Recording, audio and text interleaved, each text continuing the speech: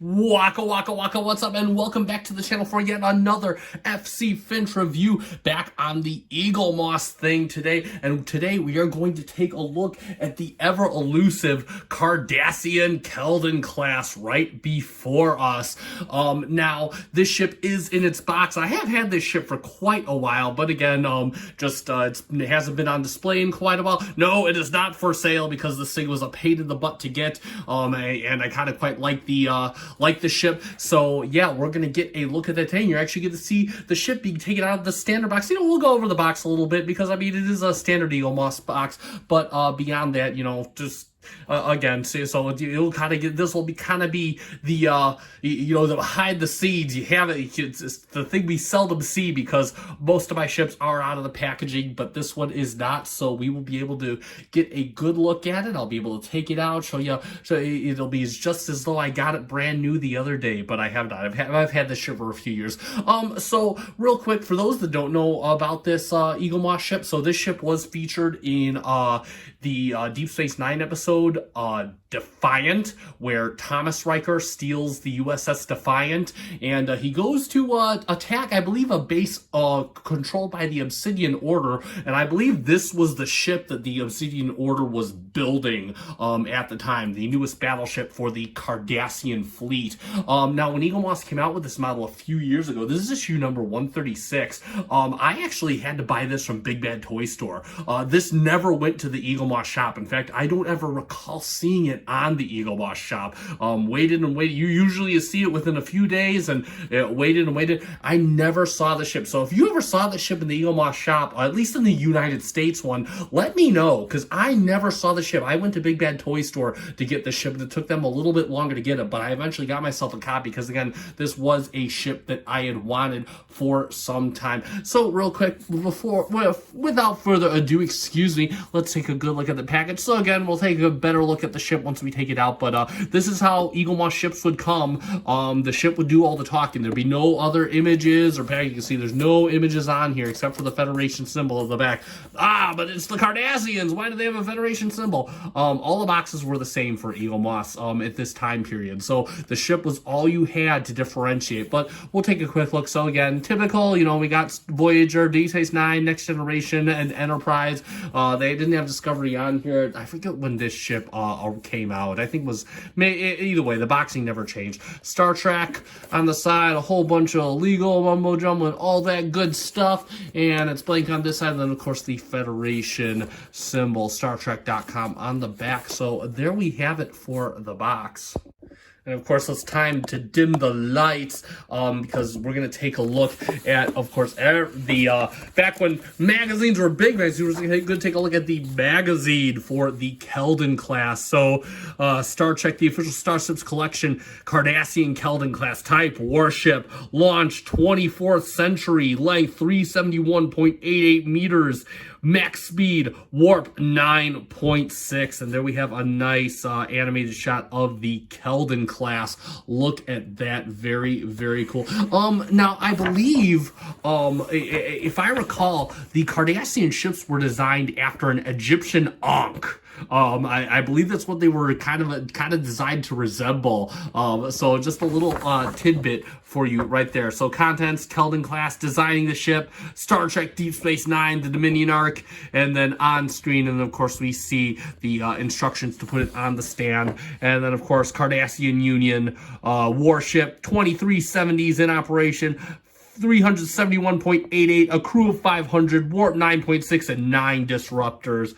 There we go. And then we got some nice close-up shots of the various components, various areas, of the Keldon class. Nice underbelly shot of the Keldon class. I always kind of liked this design. I believe this is an opening landing door. So again, as a means of landing troops, but I could be mistaken. So the Keldon class was an updated variant of the Galore class that featured more weapons and faster engines. And we can check that out right there.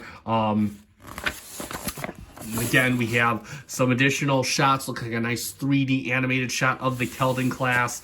And then, of course, we have the Cardassian. There's, of course, Thomas Riker attacking. And then, of course, we have the episode, oh, God, I believe this was the die is cast, or I forget. It was the episode where the Cardassians and the Romulan, or the Obsidian, excuse me, the Obsidian Order, and the Tal Shiar went to attack the Changelings' home world, only to be ambushed. Oh, spoiler alert, but that's okay. I'm sure everybody has seen it now, since it's been like, what, 30 years. And then we have a nice, and yeah, cargo loading. So this is, so down here would be the area where they would probably have cargo and troops. And then of course we have nice orthographic views of the Keldon class. Again, one of my favorite parts about these is this, I never read these magazines, but I'm getting a whole new appreciation for them. And then of course we have a Jem'Hadar fighter attacking a unknowing Keldon class back before they became allies for a while. And then we have the Keldon class and the Galora class right there. You can see the biggest difference is the smaller is down here, this array, and then of course it had this big piece on its back, like it was carrying something. So again, nice little tidbit there.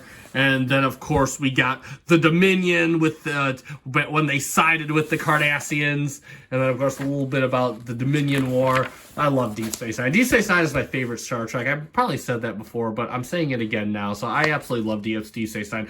I love the characters, love the story arcs, love the ships. I mean, some episodes, like especially the battle episodes, are just total starship porn.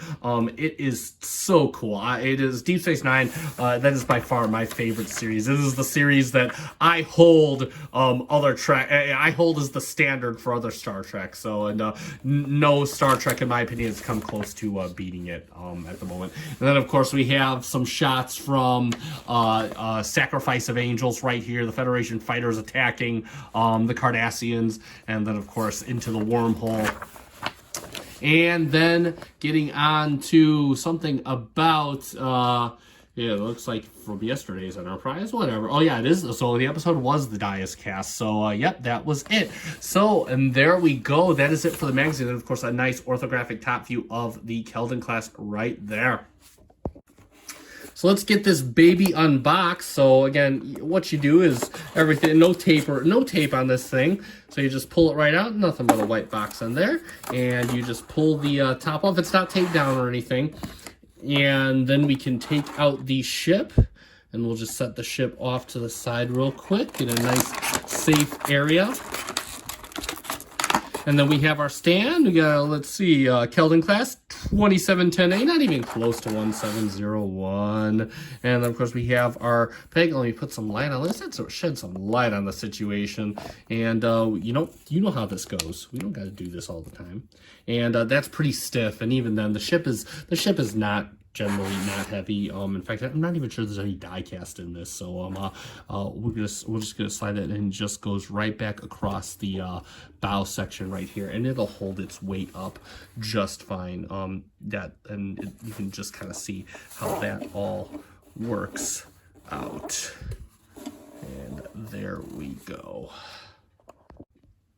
All right, let us get a good look at the Keldon class. So again, yeah, such a cool. Now, real quick, one thing, and I haven't had any issues with this model, but for the Galora class, this top module, which I'm told is, I guess, the separation thing. This top module, it is a separate piece. It is pegged in here. Mine on my Galora class was not pegged in very tightly at all, so this came off. So just, and not on this model, on the Galora class model, which we'll use for comparison. We'll do a review on that later, but just mentioning this, so if this ever happens, it just pegs right in. Just put a dab of glue on it and press down. Just make sure you're putting pressure on the back so it'll be upright like this, and you'll be good to go. But yeah, and again, for a plastic, some Eaglemoss models just have that very plasticky, almost toy-like feel, though this feels very kind of cool to the touch. I wonder if this might be a bit of die cast down here. I'm not too entirely sure, but it looks like it's one solid piece. But I could be no, maybe this whole back section here. So you got a piece here, a piece up here, and then this piece and this piece. So maybe this whole section is die cast. I could be wrong.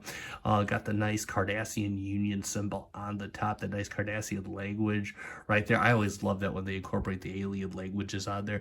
And of course, nice blue detailing for the windows. And again, no misalignments. There are no indentations for the windows, so nothing to worry about got there. And again, the otherwise dull kind of sand color on here, offset by the brown paneling on here. Then of course you got some nice, nice panel lining on here. Looks really, really good, and everything, again, you can just kind of feel lots of molded detail along here. Got your bridge detail right here, all detailed in a nice kind of drab coloring. Looks really, really good, and you got some nice vent detailing right down here. Then of course you got some yeah, it looks like no, I think this is painted. No, it is. I can feel, yeah, I don't know. Looks kind of changed. It looks kind of painted on there, but either way, not too sure about that. But this is very nice. Got like a nice coat of orange with a dab of black, and then another brighter shade of orange, and then you got orange for the RCS thrusters right along here. It looks really good. The door done a nice, and you can feel it does have ribs on there. Then of course Cardassian symbol on the bottom, and you can see the little look at they did the cargo doors. That is so cool. Even if the car, they got more detailing down here. Here, yeah, you can see some window misalignment, especially right here where the blue windows are. Again, not too worried. You'll never see it. Not too worried. I don't really care about window misalignments. I mean, honestly, at the end of the day, most of these models, the detail is there. So I don't care too much about window mislines. Got some nice Cardassian symbolage along the side here, moving to the aft of the ship. Again, more little vents, just nice little details to kind of divvy up the otherwise flat look of the ship. And then you got like the little tail right here. This little tail, this was indicative of the Keldon class. You got some nice brown detailing. Looks like additional drive engines back here. It looks very, very cool. Then you of course got the back area right here. Let's see these little pincers. Looks really cool, and you can see some nice molded detail in there. That's really cool for such a small area of the ship.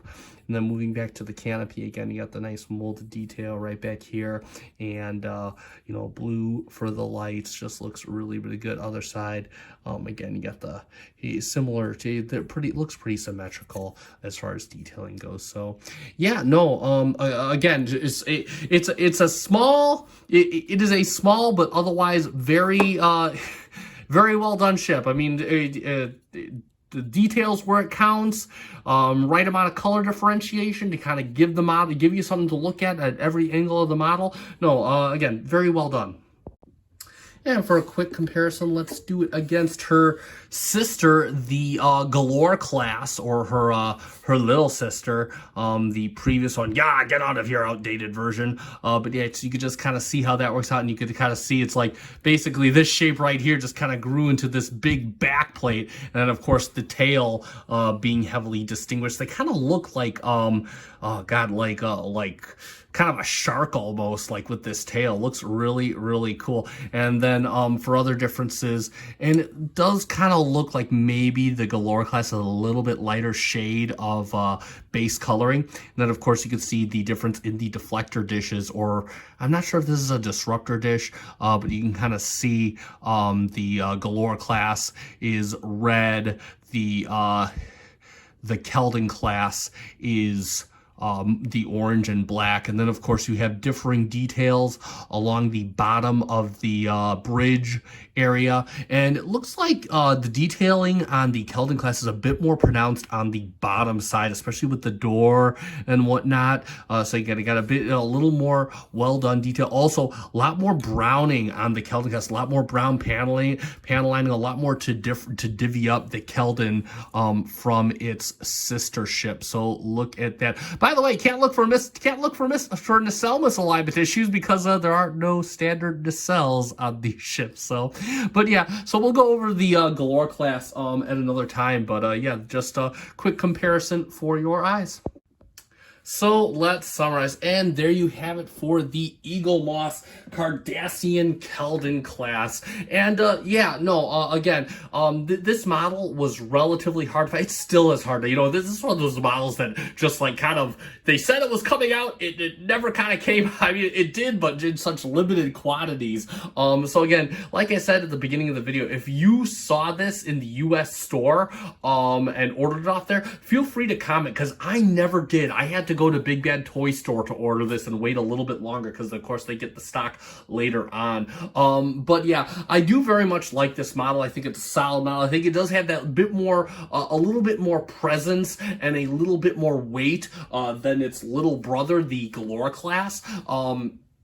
So again, and just that little extra push of detail, which again, I really like, because at the end of the day, this was basically just a beefed up Galore class. And yeah, I think Eaglemoss absolutely rocked it. I'm glad that we get to see this model, because again, you really only see, you know, with so many, like with so many other ships, excuse me, like with so many other ships that Eaglemoss makes models of, you see this, like, I think in the last scenes of the episode Defiant, and then you see it variably, you see it in the Dias cast, Sacrifice of Angels, but very sparingly. So again, just really, really cool that we got a model of this ship, and I'm absolutely happy to have it. Now, if you want Eaglemoss ships for yourself, you can check out realmerch.com. I will put a link in the description below. I have yet to order from it, hopefully maybe this weekend or the next weekend, but I have heard good testimonials about it. I have not seen this ship on there, but I haven't seen this ship much of anywhere. But if you like Cardassian ships, or you're just trying to get the whole set and recreate the battles from Deep Space Nine, or if you're trying to get to complete the whole set, I do recommend this ship if you can get it for a reasonable price. Don't overpay; it's not worth $200, but again, for $30 to $50, yeah, again, feel free to splurge on this ship. I think it is definitely has that vibe to it, and again, it's a very one of the tougher to find Eaglemoss ships from the standard collection. So if you enjoyed this video, consider hitting the like button below. Again, I try to post Eaglemoss videos about 2 to 3 times a week in conjunction with Transformers and whatever else I decide to review that week. Also, consider subscribing to the channel to see more cool stuff. We're just trying to keep beefing up the channel. We're almost to 100 subscribers. Woohoo! So every little bit helps, and I thank you so much, and I hope to keep going with this. And that being said, it is time to end. So I have been SC Finch. Thank you so much for watching. Live long and prosper.